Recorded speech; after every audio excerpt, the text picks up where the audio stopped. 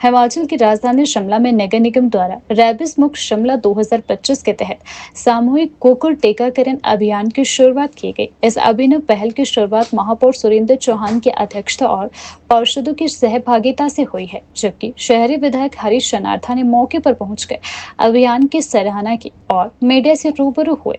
अभियान के तहत आवारा कुत्तों को डिजिटल कॉलर पहनाए जा रहे हैं। खतरनाक या आक्रामक कुत्तों को लाल रंग का कॉलर पहनाया जाएगा। इन कॉलर्स में क्यूआर कोड होगा, जिसे स्कैन करने पर मोबाइल में कुत्ते की पूरी जानकारी, जैसे उसका वैक्सीनेशन स्टेटस, उम्र और स्वभाव की जानकारी मिल सकती है। इससे लोगों को आसानी होगी, बल्कि शहर में रेबिस नियंत्रण में भी यह तकनीक अहम भूमिका निभाएगी। शहर में एनिमल लवर्स और उन लोगों के लिए जो आवारा कुत्तों को खाना खिलाते हैं, एक नियमित समय निर्धारित किया गया है। तय समय के बाहर कुत्तों को खाना खिलाना प्रतिबंधित रहेगा। ऐसा करना कानूनी उल्लंघन माना जाएगा और संबंधित व्यक्ति के खिलाफ कार्यवाही भी की जा सकती है। साथ साथ उसमें उनको जो आपने डॉग पकड़ा है या फीमेल पकड़ी है, तो उनमें आपको पूरा उसका डाटा जब उसको स्कैन करेंगे तो निकल जाएगा।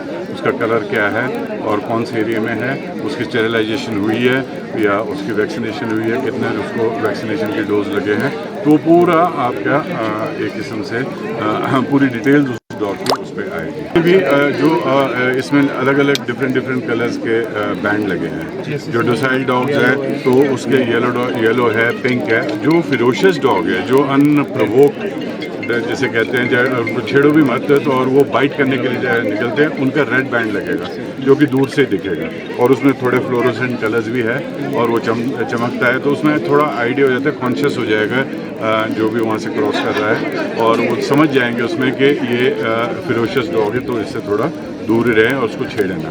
फ़ायदा इसका ये भी है कि एटलीस्ट अब हम इनको एज पर सुप्रीम कोर्ट की रूलिंग्स तो आ जाई है, और I must thank the municipal corporation, the commissioner and his team and your what you call NGO from Rampur, NGO from Patiala, NGO from Goa and from different parts, जिन्होंने ये शिमला शहर चुना है और यहाँ पे ये अभियान शुरू किया है। और इस अभियान के माध्यम से हम एटलीस्ट ट्रेस तो रख सकते हैं कि हमारे पास कितने स्ट्रे डॉग्स हैं और इनकी पॉपुलेशन कितनी कम हुई है या कितनी बढ़ी है। पर हम उम्मीद रखते हैं कि जब ये अभियान चला और इनके जो ये क्यूआर कोड्स और जब ये कॉलर्स लग जाएंगे, हमारे पास पूरी डिटेल रहेगी कि कितने डॉग्स स्टेरिलाइज हुए हैं और कितनी फीमेल स्टेरिलाइज हुई है और कितना हमारी वैक्सीनेशन हुई है। यहाँ पे कई एनजीओज थे जो मतलब अनप्लान्ड जगह में इनको फीड करते थे और वहाँ पे उनकी कंसंट्रेशन ज़्यादा हो जाती थी। अब म्यूनसिपल कॉर्पोरेशन ने ये भी बना दिया है इसका सिस्टम